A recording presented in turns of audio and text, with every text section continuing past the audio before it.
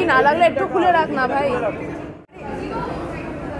এক একটা বয়সে এক এক রকম প্রেম করা দেয়, এক এক রকমভাবে প্রেম করা দেয়। সবসময় একটা বয়সে হয়তো হাত ধরা, পার্কে বসে বাদাম খাওয়া, আবার একটা বয়সে তুমি ঠিক আছো তো, তোমার শরীর ঠিক আছে তো, বা টাইমে ওষুধটা খাও, খাবারটা না খেলেই জোর করে খাবারটা দিয়ে দেওয়া, বা ওই খাবার খাওয়ানো বা ওষুধ খাওয়ানো নিয়ে দুজনের মধ্যে একটু ঝগড়াঝাঁটি, তার মধ্যেও একটা অন্যরকম প্রেম আছে এবং সেই প্রেমের গভীরতাটা না অনেকটা বেশি আমার মনে হয়। অ্যাক্টার্স অ্যান্ড আর্টিস্ট, তো to watch them on screen it's itself a treat. তো আমার তো এখন অবধি খুবই ভালো লেগেছে এবং গল্পটাও খুবই সোল টাচে, খুবই খুবই ভালো লাগছে। হিসেবে কেমন দেখলে? কি বলবো আর, মানে আমার এটা ধৃষ্টতা হয়ে যাবে আর কি। আমার তো আলাদাভাবেও দুজনকে ভালো লেগেছে, এত বছর ধরে একসাথে দেখছি, খুবই ভালো লাগছে। জুটি হিসাবে অঞ্জন দত্ত এবং অপর্ণা সেন, সেটা একটা বড় পাওয়া। এই ছবিটার সাথে অত্যন্ত গুণী মানুষেরা যুক্ত রয়েছেন এবং জুটি হিসেবে অঞ্জনদা এবং অপর্ণা সেনকে পাচ্ছি। বিশ্বাস করো ট্রেলারটা দেখেই আর মানে লোভ সামলাতে পারছিলাম না এই ছবিটা দেখার জন্য, কারণ এত ভালো অভিনয় দুজনেরই এবং দুজনকে একসাথে তাদের কেমিস্ট্রিটা হলে এসে দেখার সুযোগ পাচ্ছি। তাই আমি তো নিজেকে খুব খুব লাকি মনে করছি যে আজকের দিনটায় আমি তাদের দুজনের অভিনয়কে সেলিব্রেট করতে পারছি। আর তাছাড়া অফকোর্স বলবো আমার সহ অভিনেতা পরমব্রতর কথা, কারণ পরমদা অ্যাক্টর হিসেবে ঠিক যতটা গুণী ঠিক ততটাই ভালো করে উনি ছবিটাও ট্রিট করেন। এর আগেও পরমদা আমাদের খুব ভালো ভালো ছবি উপহার দিয়েছেন, তবে সমস্ত ছবির মধ্যে এই রাত তোমার আমার নিশ্চয়ই খুব ওপরের দিকে থাকবে। খুব ভালো লেগেছে, অনেকদিন পর অঞ্জনদার কাজ দেখছি, রিনাদিকে একসাথে দেখছি, মানে রিনাদির অঞ্জনদাকে একসাথে দেখছি, খুব ভালো লাগছে। খুব সুন্দর সুন্দর মুহূর্তগুলো মানে তুলে ধরা হয়েছে, and it's beautiful, it's very simple, it's very beautiful. এবং পরমদার পরিচালনা, আর পুরোটা ছবিটা দেখিনি এখনও, মানে চলছে interval, so I am loving the film so far. Thank you. এখন হাফ টাইম, তো আমি অর্ধেকটা দেখেছি, আমিও প্রথমবার দেখছি এখানে সবার মতো। আর মানে খুবই আমি বলবো যে আমি গল্পটার মধ্যে ঢুকে গেছি, তো এখনও ভীষণ এনগেজড হয়ে আছি। এরকম একটা ভালোবাসার গল্প দেখতে পাই না, সেটা কি বলবো, আমি বলবো যে এরকম ভালোবাসার গল্প আরও হোক, শুধুমাত্র একটা বয়সের ভালোবাসাই কেন উদযাপন হবে। স্পেলবাউন্ড, মন্ত্রমুগ্ধ, একই অসাধারণ স্ক্রিপ্ট। আর যারা অভিনয় করছে তাদের সম্পর্কে আমি কি বলবো, তাদের থেকে কয়েক যোজন দূরে বাস করি। এক্সপিরিয়েন্সে, শিক্ষায়, বুদ্ধিতে, সিনেমায় তারা যাদের সাথে কাজ করেছে, কি অভিনয়! একটা মনে হলো এই বাড়িটার মধ্যেও আমি ছিলাম, পুরো জার্নিটায় ছিলাম, দর্শক হিসাবে নয়, the part of this film. অন্য জিজ্ঞেস করে সবাই দেখুন, সম্পর্ক কত দামি, সম্পর্কর কত মূল্য, দেখুন।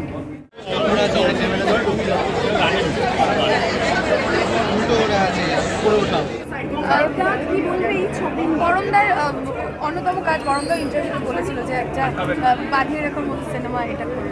আই এম শিওর পরমব্রত আমার মনে হয় কি আমার খুব স্নেহ এবং খুব কাছের মানুষের মধ্যে একজন। Is a fantastic actor and is a fantastic director two.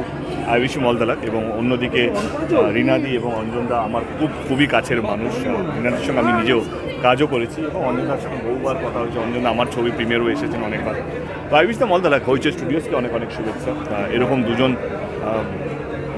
তাবড় অভিনেত্রীকে নিয়ে ছবি বানানো, তো I think it's a great team.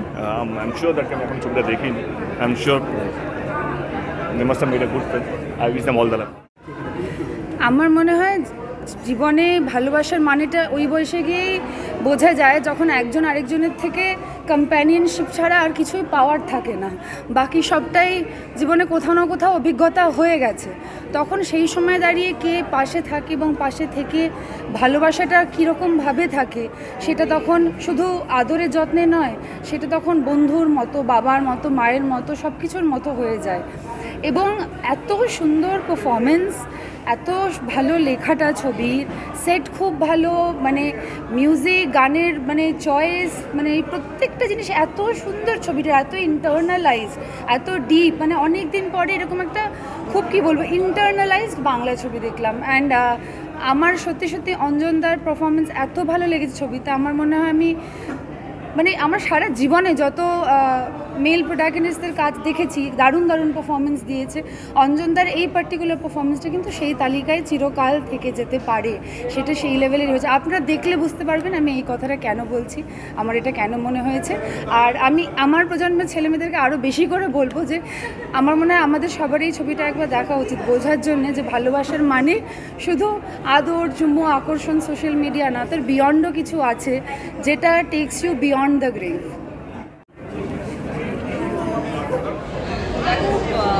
প্রচুর প্রচুর এক্সপেকটেশন বেশি নিয়ে আজকে বাড়ি যাবো সেটা তো অনেক কারণ ইয়া তোমার আমার গানটা যেরকম বাঙালির মনের মধ্যে একদম এসে গেছে, প্রচণ্ড কাছের একটা গান। আমার মনে হয় সিনেমাটাও সেরকম মধ্যে চলেছে। করোনা যে সিনেমাটা করেছে তার জন্য করোনাটা অনেক ধন্যবাদ। আমরা অপর্ণাকে একসঙ্গে দেখতে পাচ্ছি, এরকম একটা সুন্দর কনসেপ্ট, ভালো একটা গল্প। ট্রেলার দেখেই মোটামুটি চোখ বন্ধ হয়েছে। আর বেশি কিছু সোনাপা আমার দেখছি পরমে পরিচালনায়, তখন থেকে আসলে আমি পরিচালনা পরম্য থেকে আরও অনেক বেশি দেখতে চাইছিলাম, এবং সেইটারই ধারাবাহিকতায় আজকের যে ফিল্মটি দেখলাম এত বেশি একটা ইমোশনাল জার্নি। আমি শুধু আমি নই, পাশের প্রত্যেকটি সিটের প্রত্যেকটি দর্শককে আমি দেখছিলাম, সবাই খুবই ইমোশনালি একদম ড্রেইনড আউট হয়ে যাচ্ছে এই ফিল্ম দেখে।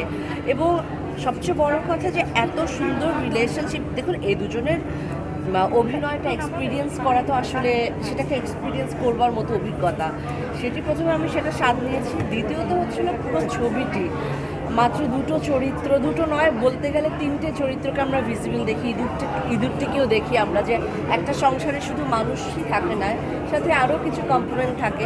এত সুন্দর করে এত ইমোশনাল একটা জার্নিতে আমি গেলাম। এবং সবচেয়ে বড় কথা হচ্ছে যে আমার মনে হয় আমি ভীষণ মিস করছিলাম আমার মা বাবাকে বসে, এবং আমি ভীষণ মিস করছিলাম তাদেরকে। আমার কাছে মনে হচ্ছিল যে আমি ফিল্মটা দেখেই মাকে ফোন করব। সো সামথিং লাইক সবার নিশ্চয়ই এরকম কোনো একটা রিয়েলাইজেশন বা কিছু একটা আমি শিওর আপনাদের সবারও হয়েছে, আমার সেটাই মনে হচ্ছিল। এবং আমার কাছে মনে হচ্ছিল যে আমি জাস্ট ফিল্মটা দেখে আমার কাছে মনে হয়েছে আমি আমার বাড়িতে গিয়ে আমি আমার মার সাথে আরও অনেক বেশি সময় লাগাবো। নিশ্চয়ই বুঝতে পারছি। ছবি দেখে অনেকে বলছে যে এই বাড়িতে মায়ের সঙ্গে বা বাবা মায়ের সঙ্গে অনেকটা সময় কাটাবে, মানে এরকম রিয়াকশন আমরা পেলাম। এবং তিনটে চরিত্র নিয়ে যেহেতু তুমি কাজ করেছো, বলবে এটা তুমি কি রিয়াকশন পেলে? আমি রিয়াকশন খুব পাওয়ার থেকে বেশি আমি অনেক বেশি লোককে কান্না চোখ মুছতে দেখেছি, এবং মানুষকে হাফ চোখ। আমিও মানে যেহেতু আমি আমার নিজের বাবা মাকে খুব অল্প বয়সে হারিয়েছি, সেই কারণে আমি বারবারই বলেছি যে আমার কোথাও একটা মনে হয়েছিল যে আমার বাবা মা যদি বেঁচে থাকতেন, এই বয়স অবধি যেতেন, তাহলে তারা কেমন হতেন একসঙ্গে, সেটা দেখার ইচ্ছে থেকেও এই ছবিটা বানানো কিছুটা। তো আমি তাই জন্য আমি নিজে ছবিটা বানিয়েছি, এত কোটিবার দেখেছি ছবিটা, তাও ওই শেষ দিকে আমার নিজেরও একটু গলাটা ধরে আসে এখনও দেখতে দেখতে। তো সেটাই যারা প্রথম দেখেছেন তাদের বলাই বাহুল্য অনেকটা বেশি হচ্ছে দেখলাম। আমার মনে হয় যে এই ছবিটা দেখে মানুষের মন ছোঁয়াটাই কিন্তু উদ্দেশ্য, এবং লোকে যে এই কাঁদছেন বা চোখ আপ করছেন দেখতে দেখতে সেটা ভালো, সেটাই সব থেকে কাঙ্ক্ষিত রিয়াকশন শেষ অবধি। আর সেটা যে হচ্ছে সেটা দেখে আমি এই ছবিটা মানে যেহেতু বানিয়েছি, যেহেতু পরিচালক, যেহেতু নির্মাতা, সেই জায়গা থেকে আমার নিঃসন্দেহে সেটা খুব ভালো লাগছে। এটাতে আমার থাকা উচিত না, অ্যাকচুয়ালি আমার চলে যাওয়া উচিত, আমার সামনেও বলবে না। হ্যাঁ, চোখ ছলছল তো করারই মতো। ছবিটা আসলে এমন যে এতটাই ইন্টেন্স যে ছবিটা আসলে শেষ হওয়ার পরেও না অনেকক্ষণ ছবিটাকে নিয়ে থাকতে হয়, তো অনেকটা রিয়াকশন এক্ষুনি দেওয়া সম্ভব না। তবে এটুকু বলতে পারি যে ভীষণভাবে স্পর্শ করেছে, ভীষণভাবে রেজোনেট করেছি। আমি নিজেও মানে আমার বাবাকে হারিয়েছি মানে গত 2 বছর আগে আর কি, তো সবটা মিলিয়ে আমার মনে হয় যে ভীষণভাবেই স্পর্শ করে গেছে। বেরোচ্ছেন এবং অনেকে বলছেন যে বাবা মার সঙ্গে আরও একটু সময় কাটানো উচিত ছিল, কিংবা অনেকে বলছেন অবহেলা করে ফেলেছে অনেকটা, কি বলবেন?